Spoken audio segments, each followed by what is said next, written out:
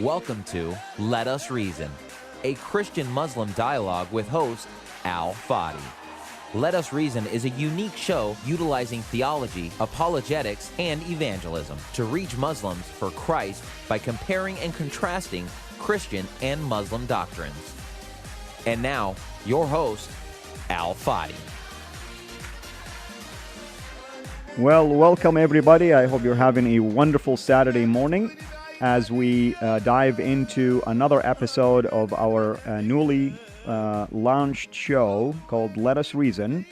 And as you heard in the intro, it's really intended basically to compare and contrast a Christian doctrine or teachings that with an Islamic doctrine or teachings related to that topic. So as we progress in this show, we will make sure we address a lot of the important doctrines, and then we'll continue from there. Periodically, I mentioned earlier in the previous episodes that I will have some visitors, either probably by phone or in person, that will be able to chime in with me. Some of them are experts in the field of apologetics or theology. And I'm hoping that I can have some Muslim voices that can also participate with me in the future. I'm your host, Al-Fadi, and it's always a delight to really serve you and be with you. If you have listened to the first 3 episodes that were aired, you'll realize that my focus has been so far on at least the question of what is Islam, and what do Muslims believe in? And I tried to be fair in my presentation. We presented some views related to these 2 questions, what is Islam and what do Muslims believe in, from a non-Muslim side. And we also presented the same questions to Muslim side. We'll continue basically with the same presentation. The idea here is this. There is a lot going on by way of current events. And for instance, today, or this week, I should say, you've heard probably about the incident that happened at Ottawa in Canada. And I know whenever there is any act of violence or shootings, especially lately, that the first thing that comes to everybody's mind is that, is this related to Islamic terrorism? Or is this related to Islamic fundamentalist? Is this related to Al-Qaeda or ISIS? Of course, we're dealing with this latest version of Islamic terrorism now called ISIS in the Middle East. So is it fair really to ask those kind of questions? Well, it depends who you ask, of course. Some people find it really fair to immediately make these assumptions. And as a result of this, unfortunately, we monolithically look at all the Muslims and all Muslim communities and assume that they're all basically connected with one another and they're all on agreement when it comes to any acts of violence. Of course, we don't know yet if this particular incident, at least by the time I'm reporting to you right now, to my knowledge, we're not so sure that the gunman who committed this act is related to Islam in general by way of conversion, or if he himself is a first or second generation Muslim. And second of all, if he's even connected with any of those particular groups. But then you have others, that like to, of course, completely downplay any of this fear, and sometimes even may try to avoid completely dealing with this, and present a different view and image about Islam. The problem we're dealing with, and as a former Muslim myself, is really not the individual, not the people. The problem that we have to always address is the ideology and the teaching itself. And where does it come from? You see, someone doesn't just convert and become a violent person out of nowhere. And we're talking about people, for instance, that come from Europe, from Canada, from North America in general, from the U.S., who lived a democratic life, who lived a liberal life, who had probably all the freedom in the world that many Muslims grow up in the Middle East don't have even a fraction of this freedom. And you wonder, why would they even abandon all of this and want to be part of such an ideology and such groups that instill terror and violence? Well, that's the question. That's the real question, is what is the psychology behind all of this. My hope is as we progress in this show, we will address those particular issues. But my job so far is to continue to build a foundation for you. And here's the foundation I'm trying to build for you, is that no one knows the answer to this question, what is Islam and what do Muslims believe in, except a handful. And a handful comes from both sides, really. I mean, a handful of Muslims who are really devout Muslims will give you the true answer to these two questions, and a handful of well-educated, basically Orientalists or Westerners, if you wish, or even non-Muslims in general, that have invested the time to study and to analyze and to gain awareness. But at the end of the day, my hope to all of you, especially all of you who are non-Muslims, to lay aside this fear and begin to look at the Muslim people as human beings like me and you, and we begin to analyze this ideology that has been victimizing all of them. And I can say this with confidence that any Muslim has been a victim of this ideology that has been creating a lot of havoc in the world and terror, not just right now, but for the past 14 centuries. And I say this with conviction because I myself came from that camp. Having said so, I would like to just summarize some of the things that we've heard so far. We've heard that Islam is a place, Islam is a culture, Islam is a belief in certain books like the Quran and a God called Allah. Some say it is a religion that encompasses culture, and it involves also certain types of music, and it is something that is mysterious, that is hard to know. And others also gave answers such as that Islam basically stems out of a holy book called the Quran, which is similar to the Bible. At least that's the view that some of the people that were asked this question were given to us. And it's like any other religions. That's what's one of the also answers we received. Any other religions, in fact, in the U.S. In other words, it's comparing this to Catholicism, Mormonism, Christianity, Protestantism, basically, in general, and all of the other branches or denominations.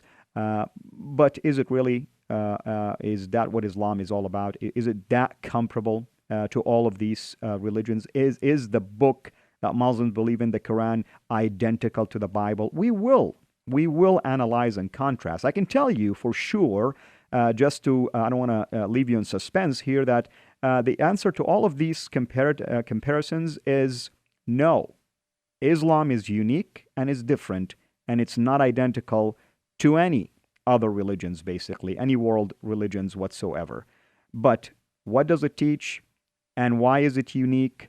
We will continue to explore that.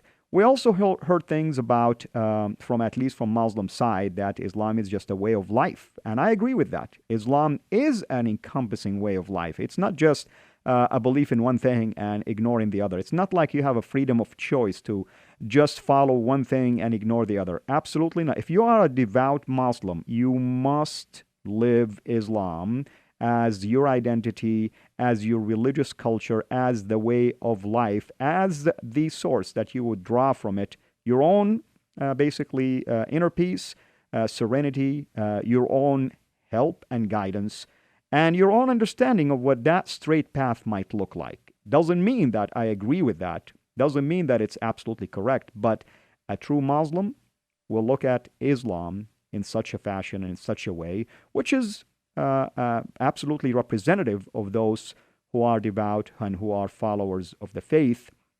And today we are going to look and listen, I should say, to a number of additional clips along the line of this very same line of questions.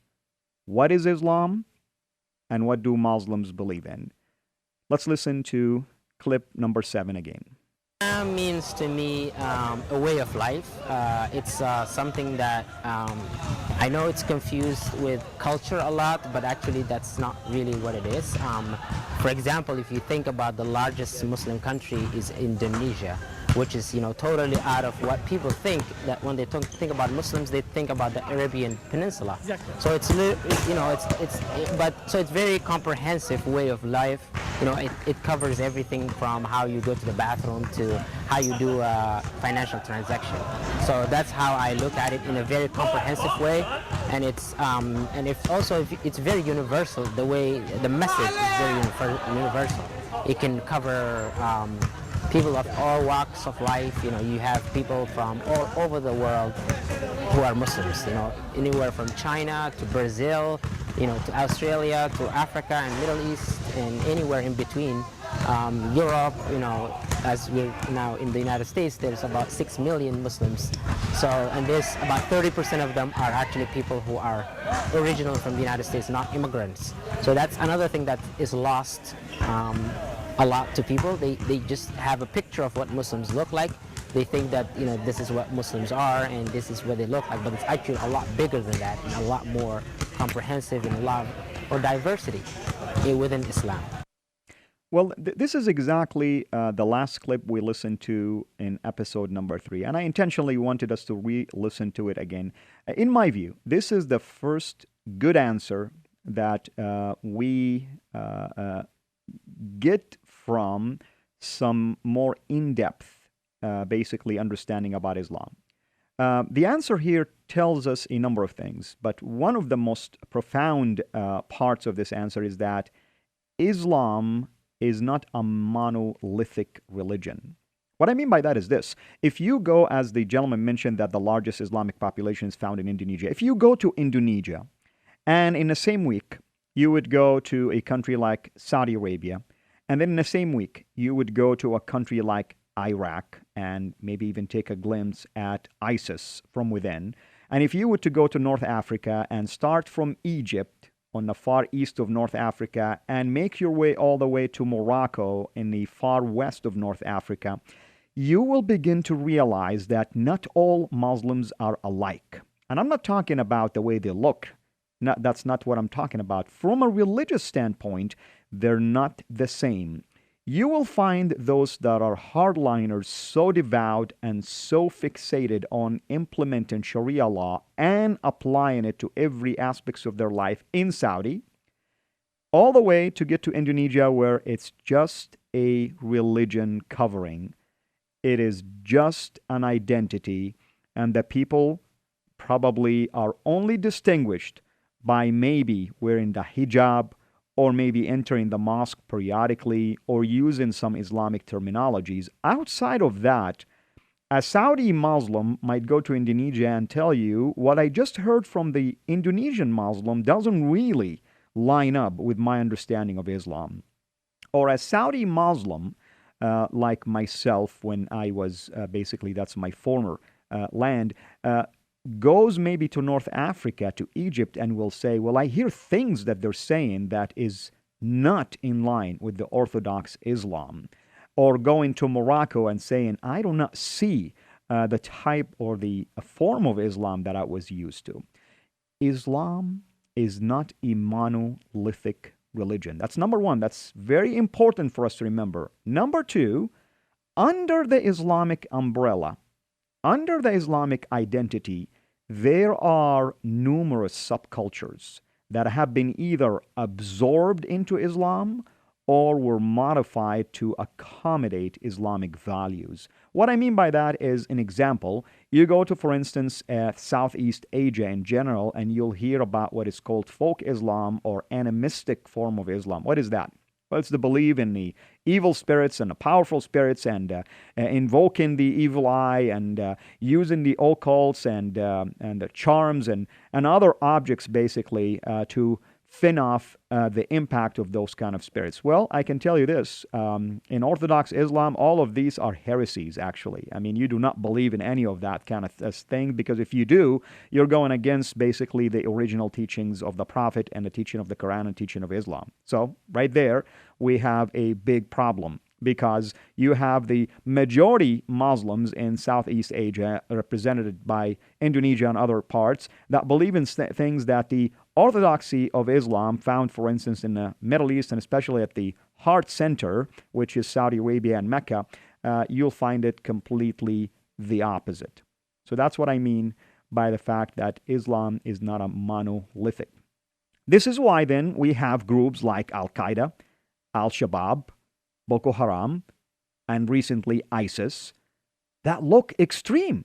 Well, the reason why they look extreme, because Since the fall of the Ottoman Empire, which, by the way, at some point we are going to talk about the Caliphate and give you an entire history, but the Caliphate basically, or meaning the succession, the Islamic succession, it is an Islamic empire or system, political system that incorporates the religious system into it, that started it back in the year 632 AD, immediately following the death of the Prophet of Islam, and continued throughout history until the year 1924, and that was the year that marked the fall of the last Islamic empire known as the Ottoman Empire at World War I, basically.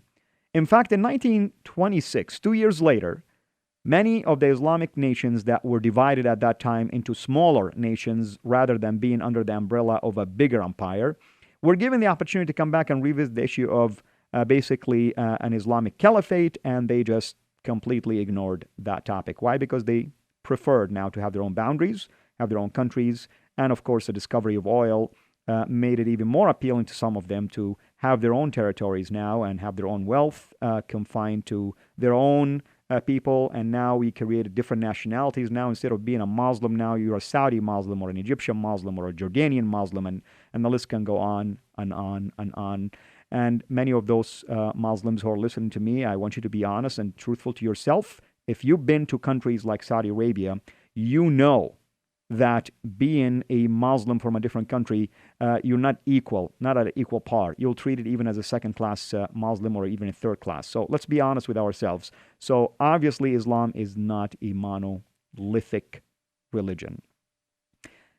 Since the fall of the last caliphate in 1924, there has been this tension within Islam itself and its boundaries, and also with the West, and the claim that the colonization is the reason why we have this tension right now. Everything is being blamed now on Western society. Now, be it as it may, maybe that's the truth. Maybe that's there is some reason why we should think this way, but it's not the full picture, of course. We cannot blame everything on others and forget that we are from within have issues as well, that Islam instigates differences between its classes. That's what the Quran teaches, that those who fight are not equal to those who do not fight. I mean, the Quran says that. This isn't something that I am inventing, basically. So we find it from within the religious culture itself. And since the fall of the caliphate, you find there is mainly two trends that gravitate to one direction or the other. You have a trend that gravitates towards westernization and liberation, and countries like Turkey, for instance, are an example of that.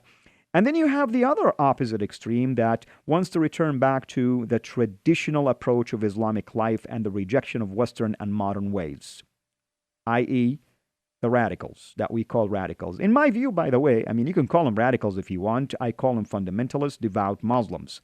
Again, be it as it may, this is basically the tension that we have right here in the Western society because we lack understanding about the psychology of Islam, the teaching of Islam.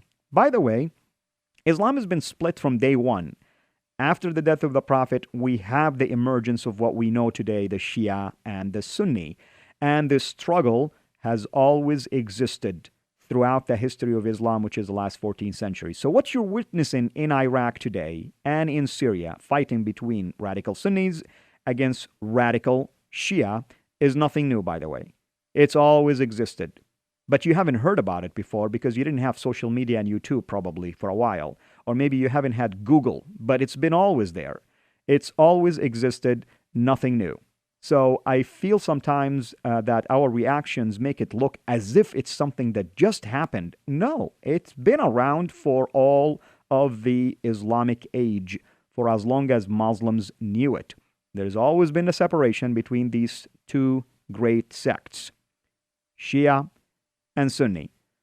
Granted, the Sunni represent the majority, about 90% of Islamic population, and the Shia represent the minority, about 10%. But we have other branches of Islam, by the way. You have the Sufi, you have the Baha'i, you have minorities like the Ahmadiyya, and you have many other branches of Islam. Some of them, by the way, that don't even believe in jihad and violence. Some of them are also basically persecuted by their own people. So we will, I promise you this, visit all of those topics because I want to make sure in my show that I'm going to fix a lot of these issues that have been misrepresented, and we want to be fair also to the Muslim side. We do not want to also misrepresent the other side, as I mentioned.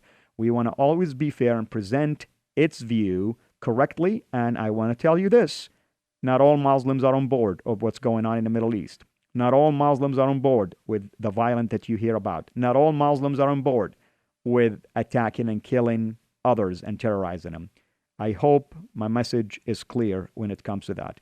Let's listen to another clip number 8, and learn something about these two questions. What is Islam and what do Muslims believe in? Clip number 8. I consider Islam as a gift from God to human beings. I use it all in my life, or in school, in my personal life, in family, and everything. Islam is a gift, so I use it in everything. So whenever I need something, or whenever I feel that I have something missing or anything, I just go back and pray. Well, if I truly believe that Islam is a gift from the true God to humanity, then I wouldn't be a Christian today, and I wouldn't be called a former Muslim. But this is unfortunately what I call the failure of the church. If the church is active all the time in sharing the gospel with the Muslim people everywhere, which, by the way, the mission field is not overseas anymore, it's in our backyard, and I can make an argument for that. If we are active in sharing the truth with our Muslim people, we are not going to hear answers like this, that it is a gift from God to humans. I ask my Muslim people, do you honestly believe Islam is a gift to humans when Muslims are killing Muslims right now? That's my question to you. Let's listen to clip number 9. Rules that you can apply in your life and follow, so you can get, you can enjoy your life and feel very, very comfortable in your life, What I really like about Islam is praying. Like, I feel all the time when I'm stressed, when I go to pray, I feel relief after that. And praying 5 times a day, it's really helped me to connect with Allah. So Islam is really a great religion, and it's really fair, and Islam is my way of life. Here's another answer, and I can tell you I can really relate to this answer because it sounds like the person who are answering actually close to my region, possibly even from the region where I was born and raised. But nevertheless, here's an honest answer. It is a way of life that controls everything in your life. Absolutely, if you are following Islam, this is exactly how it should look like for you. Every decision in your life is controlled by it. You have no freedom of choice, no freedom of religion, no freedom of thinking, none of those things that we're accustomed to and used to in a Western culture.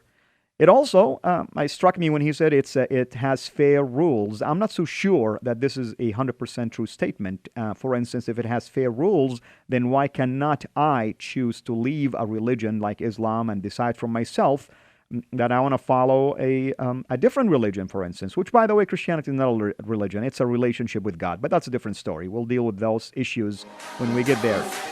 Well, it looks like we are approaching the end of our show. Thank you for tuning in. If you would like to reach me, please contact me at alfadi.sira@live.com or siraministries@gmail.com. Be sure to tune in again next Saturday at 9:30 a.m. here on Faith Talk 1360 KPXQ for Let Us Reason. I'm your host, Al-Fadi. Until then, have yourself a blessed week.